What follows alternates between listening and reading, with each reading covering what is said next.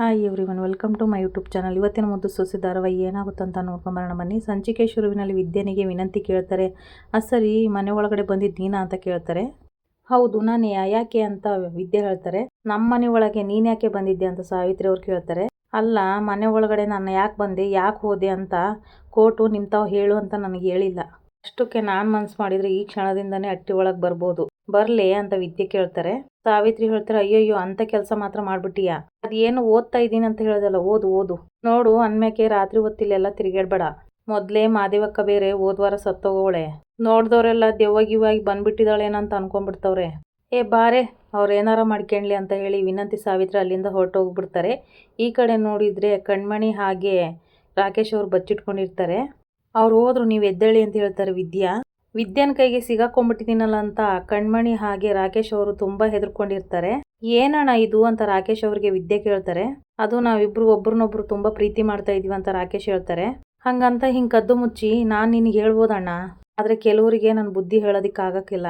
ಯಾಕೆಂದ್ರೆ ಅವ್ರ ದೃಷ್ಟಿಲಿ ಈ ಮನೆಗೆ ನಾನು ಸಂಬಂಧಪಟ್ಟವಳಲ್ಲ. ಇಲ್ಲ ನಾವು ಅಂತ ರಾಕೇಶ್ ಹೇಳ್ತಾ ಇರ್ಬೇಕಾದ್ರೆ ಆಗ ವಿದ್ಯೆ ಹೇಳ್ತಾರೆ, ಇಂಥ ಸಣ್ಣ ಮನಸ್ಥಿತಿ ಇರೋರಿಗೆ ಗೊತ್ತಾಗಕ್ಕಿಂತ ಮುಂಚೆ ಮಾವಯ್ಯನ್ಗೆ ನಿಮ್ ಪ್ರೀತಿ ವಿಷಯನ ಹೇಳ್ಬಿಡಿ. ದಯವಿಟ್ಟು ಮಾವಯ್ಯನ ಮಾನಕ್ಕೆ ಹಾನಿಯಾಗುವಂತ ಕೆಲಸ ಯಾವತ್ತೂ ಮಾಡಬೇಡಿ. ಮೊದಲು ನೀವಿಬ್ರು ಇಲ್ಲಿಂದ ಹೊರಡಿ ಅಂತ ಹೇಳ್ತಾರೆ ವಿದ್ಯಾ ಮಾತು ಕೇಳ್ತಿದ್ದ ಹಾಗೆ ಕಣ್ಮಣಿಯವರು ಗಟ್ಟಿಯಾಗಿ ಅಪ್ಕೊಂಡ್ಬಿಡ್ತಾರೆ ವಿದ್ಯಾ ಅವ್ರನ್ನ. ಸಾರಿ ಅತ್ತಿಗೆ, ದಯವಿಟ್ಟು ನನ್ನನ್ನು ಕ್ಷಮಿಸ್ಬಿಡಿ. ಅಯ್ಯೋ ಕಣ್ಮಣಿ, ಯಾಕೆ ಹಿಂಗೆ ಅಳ್ತಾ ಇದೆಯಾ ಅಂತ ಕಣ್ಣೀರನ್ನ ಒರೆಸ್ತಾರೆ ವಿದ್ಯಾ ಅವರು. ನಿಮ್ಮ ಮನಸ್ಸನ್ನ ಅರ್ಥ ಮಾಡ್ಕೊಳ್ದೆ, ನಿಮ್ಮ ವ್ಯಕ್ತಿತ್ವದ ಬಗ್ಗೆ ತಿಳ್ಕೊಳ್ದೆ ಶಾನೆ ತಪ್ಪು ಮಾಡ್ಬಿಟ್ಟೆ ಅಂತ ಹೇಳ್ತಾರೆ ಕಣ್ಮಣಿ. ಅಯ್ಯೋ, ಅಷ್ಟು ಸಣ್ಣ ವಿಚಾರಕ್ಕೆ ಯಾಕೆ ಇಷ್ಟ ಅಳ್ತಾ ಇದೀಯಾ? ಅದನ್ನ ಯಾವುದು ನನ್ನ ಮನಸ್ಸಲ್ಲಿ ಇಟ್ಕೊಂಡಿಲ್ಲ ಬಿಡು. ಯಾರಾದ್ರೂ ತಾವು ದ್ವೇಷ ಮಾಡೋರ್ದು ಒಂದ್ ತಪ್ಪು ಸಿಕ್ಕಿದ್ರೆ ಸಾಕು, ಅವ್ರ ಮೇಲೆ ಸೇಡ್ ತೀರ್ಸ್ಕೊಳಕ್ಕೆ ಕಾಯ್ತಾ ಇರ್ತಾರೆ. ಆದ್ರೆ ನೀವು ಸಿಕ್ಕಾಕ್ಸೋಕೆ ಟೈಮ್ ಇದ್ರು ನಮ್ಮನ್ನ ಬಚಾವ್ ಮಾಡೋದ್ರಿ. ಇದರಿಂದಾನೇ ನಿಮ್ಮ ವ್ಯಕ್ತಿತ್ವ ಏನು ಅಂತ ಗೊತ್ತಾಗುತ್ತೆ. ಆದ್ರೆ ನಾನು ನಿಮ್ಮನ್ನ ತಪ್ಪು ತಿಳ್ಕೊಂಡು ದೊಡ್ಡ ತಪ್ಪು ಮಾಡ್ಬಿಟ್ಟೆ, ದಯವಿಟ್ಟು ನನ್ನನ್ನ ಕ್ಷಮಿಸ್ಬಿಡಿ ಅಂತ ಅಳ್ತಾ ಕೇಳ್ತಾರೆ ಕಣ್ಮಣಿ ಅವರು. ಇವಾಗ ಆ ವಿಚಾರನ ಬಿಡು. ನೋಡಿ, ಯಾವಾಗ್ಲೂ ನಮ್ಮ ಟೈಮು ನಮ್ಮ ಪರವಾಗಿ ಇರಕ್ಕಿಲ್ಲ. ಅದಕ್ಕೆ ಈ ವಿಚಾರ ಬೇರೆಯವರಿಂದ ಮಾವಯ್ಯಗೆ ಗೊತ್ತಾಗಕ್ಕಿಂತ ಮುಂಚೆನೆ ನೀವೇ ಹೇಳ್ಬಿಟ್ಟು ಅರ್ಥ ಮಾಡಿಸ್ಬಿಡಿ.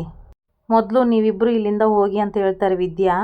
ಸಹಾಯ ಮಾಡಿದ್ದಕ್ಕೆ ವಿದ್ಯಾಗೆ ಧನ್ಯವಾದ ಹೇಳಿ ಅಲ್ಲಿಂದ ಕಣ್ಮಣಿ ರಾಕೇಶ್ ಹೊರಟು ಬಿಡ್ತಾರೆ. ಈ ಕಡೆ ನೋಡಿದ್ರೆ ಕಣ್ಮಣಿಗೆ ಸೀರೆನ ಕೊಡ್ತಾರೆ. ಆಗ ಚಿತ್ರ ಹೇಳ್ತಾರೆ, ನೋಡು ಕಣ್ಮಣಿ, ನಿನ್ಗೋಸ್ಕರ ಅಂತ ಸೀರೆ ತಗೊಂಬಂದಿದ್ದೀವಿ, ನಾವು ಅವ್ವ ಹೋಗಿ ತಗೊಂಬಂದಿದ್ದೀವಿ ಅಂತ ಹೇಳ್ತಾರೆ. ಸೀರೆನ ನೋಡ್ಬಿಟ್ಟು ಕಣ್ಮಣಿ ಹೇಳ್ತಾರೆ, ವಾವ್ ಸೂಪರ್ ಆಗಿದೆ ಚಿತ್ರಕ್ಕ, ನಂಗೆ ಇಷ್ಟ ಆಯ್ತು, ಇಬ್ರಿಗೂ ಥ್ಯಾಂಕ್ಸ್ ಅಂತ ಹೇಳ್ತಾರೆ. ಆಗ ಈಶ್ವರಿ ಹೇಳ್ತಾರೆ, ನೀನು ಈ ಸೀರೆನ ಉಟ್ಕೊಂಡು ಮೈ ತುಂಬಾ ಒಡವೆ ಹಾಕೊಂಡು ತಕ್ಷಣವಾಗಿ ರೆಡಿಯಾಗಿ ಬಂದ್ಬಿಡು, ನಿನಗೊಂದು ಖುಷಿ ವಿಷಯ ಹೇಳ್ತೀನಿ ಅಂತ ಹೇಳ್ತಾರೆ ಈಶ್ವರಿ. ಯಾಕೆ ಚಿಕ್ಕಮ್ಮ, ಎಲ್ಲಾದ್ರೂ ಗುಡಿಗೆ ಹೋಗ್ತಾ ಇದೀವಾ ಅಂತ ಕಣ್ಮಣಿ ಕೇಳ್ತಾರೆ. ಗುಡಿಗಲ್ಲ, ಈ ರಾಜ್ಕುಮಾರಿನ ನೋಡಕ್ಕೆ ರಾಜ್ಕುಮಾರ ಬರ್ತಾವನೆ, ಅದಕ್ಕೆ ಅಂತ ಹೇಳಿದ ತಕ್ಷಣ ಕಣ್ಮಣಿ ತುಂಬಾ ಶಾಕ್ ಆಗ್ಬಿಡ್ತಾರೆ. ಮೋಹನ್ ಅವ್ರು ಹೇಳ್ತಾರೆ, ನಿಮ್ ಚಿಕ್ಕಮ್ಮನ ದೂರ ಸಂಬಂಧ ನಿನ್ನ ನೋಡಕ್ ಬರ್ತಾ ಇದಾರ ಕಣವ. ಆಗ ಚಿತ್ರ ಹೇಳ್ತಾಳೆ, ಅವನ ಹೆಸರು ನವೀನ್ ಕುಮಾರ್ ಅಂತ, ಒಳ್ಳೆ ಗುಣವಂತ, ಬುದ್ಧಿವಂತ, ನೋಡೋದಿಕ್ಕೆ ಶಾಣೆ ಲಕ್ಷಣವಾಗಿದ್ದಾನೆ. ನೋಡ್ ಕಣ್ಮಣಿ, ನಾನು ತಂದಿರೋ ಸೀರೆ ನಿನ್ಗೆ ಹೆಂಗ್ ಇಷ್ಟ ಆಗೋದು ಹಂಗೆ ನಾನು ನೋಡಿರೋ ಹುಡುಗನು ನಿಂಗೆ ಇಷ್ಟ ಆಗ್ತಾನೆ ಅಂತ ಹೇಳ್ತಾರೆ ಈಶ್ವರಿ. ಅಲ್ಲ ಚಿಕ್ಕಮ್ಮ, ಹಿಂಗ್ ಸಡನ್ ಆಗಿ ಬಂದು ಗಂಡು ಬರ್ತಾರೆ ಅಂತ ಅಂದ್ರೆ ಕಣ್ಮಣಿ ಕೇಳಿದಾಗ ಮೋಹನ ಹೇಳ್ತಾರೆ, ನಿಮ್ಮ ಅಪ್ಪಯ್ಯನ ಒಪ್ಪಿ ಎಲ್ರನ್ನ ಬರಕ್ಕೆ ಹೇಳಿದ್ದಾರೆ, ಅದಕ್ಕೆ ಎಲ್ಲ ಸಡನ್ ಆಗಿ ಆಗ್ತಾ ಇದೆ ಅಂತ ಹೇಳ್ತಾರೆ ಮೋಹನ. ಅಯ್ಯೋ, ನಮ್ಗೆ ಬೇಕಾದಷ್ಟು ಕೆಲಸ ಇದೆ, ನೀನ್ ಬಿರ್ನೆ ರೆಡಿ ಆಗ್ಬಿಡು, ಬಾಯ್ ಈಶ್ವರಿ ಅಂತ ಹೇಳ್ಬೇಕಾದ್ರೆ ಕಣ್ಮಣಿ, ಅಮ್ಮ ಏನವ್ವ ಅಂತ ಹೇಳ್ತಾರೆ ಮೋಹನ.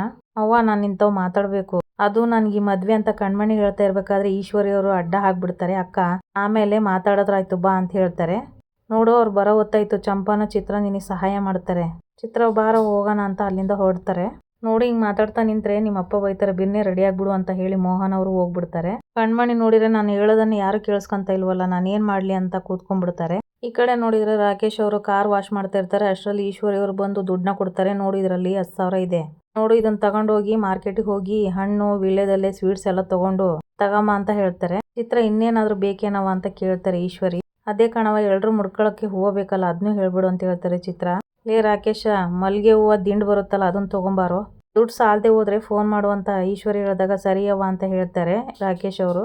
ಅಮ್ಮವ್ರೆ, ಇದ್ದಕ್ಕಿದ್ದಂಗೆ ಇಷ್ಟೊಂದೆಲ್ಲ ತರಿಸ್ತಾ ಇದೀರಲ್ಲ, ಅಟ್ಟಿಲ್ಲಿ ಏನಾದ್ರೂ ವಿಶೇಷನಾ ಅಂತ ಕೇಳ್ತಾರೆ ರಾಕೇಶು. ಏನಿಲ್ಲ ಕಣ್ಲ, ಕಣ್ಮಣಿ ನೋಡಕ್ಕೆ ಹುಡುಗನ ಕಡೆಯವ್ರು ಬರ್ತಾ ಇದಾರೆ ಅಷ್ಟೇ ಅಂತ ಹೇಳ್ತಾರೆ ಈಶ್ವರಿ. ಅದನ್ನ ಕೇಳಿ ರಾಕೇಶ್ ಅವ್ರಿಗೆ ತುಂಬಾ ಗಾಬರಿ ಆಗ್ಬಿಡುತ್ತೆ. ಕಣ್ಮಣಿ ವಿಷಯ ಕೇಳ್ತಿದ್ದಾಗೆ ಕೈಯಲ್ಲಿರೋ ದುಡ್ಡನ್ನ ಕೆಳಗಡೆ ಬಿಟ್ಬಿಡ್ತಾರೆ. ಆಗ ಅದನ್ನ ನೋಡಿ ಈಶ್ವರಿ ಹೇಳ್ತಾರೆ, ರೇ ರಾಕೇಶ, ಏನೋ ಗರಬಡದ್ರಂಗೆ ನಿಂತ್ಬಿಟ್ಟಿದ್ಯಾ, ಏನಾಯ್ತು ನಿನ್ಗೆ ಅಂತ ಕೇಳ್ತಾರೆ. ಏನಿಲ್ಲ ಅಮ್ಮವ್ರೆ ಅಂತ ರಾಕೇಶ್ ಹೇಳಿದಾಗ, ಸರಿ ನಾನು ಹೇಳಿದ್ನೆಲ್ಲ ಹೋಗಿ ಜಲ್ದಿ ತಗೊಂಬಂದ್ಬಿಡು, ಹಿಂಗೆ ಗರ ಬಂದಿರೋ ನನಗೆ ನಿಂದ್ರಬೇಡ ಅಂತ ಹೇಳ್ತಾರೆ. ಈ ಕಡೆ ಕಣ್ಮಣಿಗೆ ಮೋಹನ್ ಅವರೇ ರೆಡಿ ಮಾಡ್ತಾರೆ. ನೋಡಿ ಎಷ್ಟು ಮುದ್ದಾಗಿ ಕಾಣ್ತೀಯ ಅಂತ ಹೇಳ್ತಾರೆ. ಅಲ್ವೇ ಚಂಪಾ ಚಿತ್ರ ಸಹಾಯ ಮಾಡ್ತೀನಿ ಅಂತ ಹೇಳಿದ್ರೆ ನಾನೇ ಬೇಕು ಅಂತ ಹೇಳಿ ಹಠ ಮಾಡಿ ಮುಖ ಊದಿಸ್ಕೊಂಡು ಕುಂತಿದೀಯಲ್ಲ, ಯಾಕೆ ಅಂತ ಕೇಳಿದಾಗ ಕಣ್ಮಣಿ ಹೇಳ್ತಾರೆ, ಅಮ್ಮ ನನಗೆ ಈಗಲೇ ಮದುವೆ ಬೇಡ, ನನಗೆ ಇದ್ಯಾವುದು ಇಷ್ಟ ಇಲ್ಲ, ಅಪ್ಪನಿಗೆ ಈಗಲೇ ಇದನ್ನೆಲ್ಲ ನಿಲ್ಲಿಸ್ಬಿಡು ಅಂತ ಹೇಳು ಅಂತ ಹೇಳ್ತಾರೆ ಕಣ್ಮಣಿ. ಕಣ್ಮಣಿ ನೀನೇನು ತಮಾಷೆ ಮಾಡ್ತಾ ಇದೀಯಾ, ನಿಮ್ಮ ಅಪ್ಪಗೆ ಈ ಸಂಬಂಧ ಸಮಾಧಾನ ಆದ್ಮೇಲೆ ಬರಕ್ಕೆ ಹೇಳಿರೋದು, ಮದುವೆ ಮಾಡೋಕ್ಕೋಸ್ಕರ ಅಲ್ಲಿಂದ ಇಲ್ಲಿ ಕರ್ಸ್ಕೊಂಡ್ರಿ ಅಮ್ಮ, ನೀನೇನಾದ್ರೂ ಈ ಮದುವೆ ನಿಲ್ಸಿಲ್ಲ ಅಂದ್ರೆ ತಿರ್ಗಾ ಮಾವನ ಮನೆಗೆ ಹೊಂಟೋಗ್ತೀನಿ ಬಿಡು ಅಂತ ಕಣ್ಮಣಿ ಹೇಳ್ತಾರೆ. ನಿಮ್ಮ ಅಪ್ಪನ ಹತ್ರ ಮಾತಾಡಿ ನೀನು ಎಲ್ಲಿ ಬೇಕಾದ್ರೂ ಹೋಗು, ನಿಮ್ಮ ಅಪ್ಪನ ಬಗ್ಗೆ ಗೊತ್ತೈತಲ್ಲ, ಜೊತೆಗೆ ಮದುವೆ ಮಾಡ್ಬೇಕಂತ ಹೇಳಿದ್ದಾರೆ ಅಂದ್ಮೇಕೆ ಯಾರ ಮಾತನ್ನು ಅವ್ರು ಕೇಳಕ್ಕಿಲ್ಲ ಇಂಥ ಯೋಚನೆ ಎಲ್ಲ ಬಿಟ್ಬಿಟ್ಟು ಸುಮ್ಕೆ ಮದುವೆ ಮಾಡೋದನ್ನ ಮಾಡ್ಕೊಳೋದನ್ನ ಕಲಿ. ಆದ್ರೆ ಅಮ್ಮ ನನ್ನ ಮನಸ್ಸಲ್ಲಿ ರಾಕೇಶ್ ಅಂತ ಕಣ್ಮಣಿ ಹೇಳ್ತಾ ಇರ್ಬೇಕಾದ್ರೆ ಚಂಪಾ ಅಲ್ಲಿಗೆ ಅತ್ತೆ ಅನ್ಕೊಂಡು ಬರ್ತಾರೆ. ಅಮ್ಮಮ್ಮ ನಿಮ್ಮನ್ನ ಕರಿತಾ ಇದಾರಂತ ಹೇಳ್ತಾರೆ ಚಂಪಾ ಬಂದ್ಬಿಟ್ಟು. ನೋಡವ ಕಣ್ಮಣಿ, ಹೆಣ್ಣಾಗಿ ಹುಟ್ಟಿದ್ಮೇಲೆ ಮದುವೆ ಮಾಡ್ಲೇಬೇಕು, ಸುಮ್ಕೆ ನಿಮ್ಮ ಅಪ್ಪ ಹೇಳ್ದಂಗೆ ಕೇಳವ.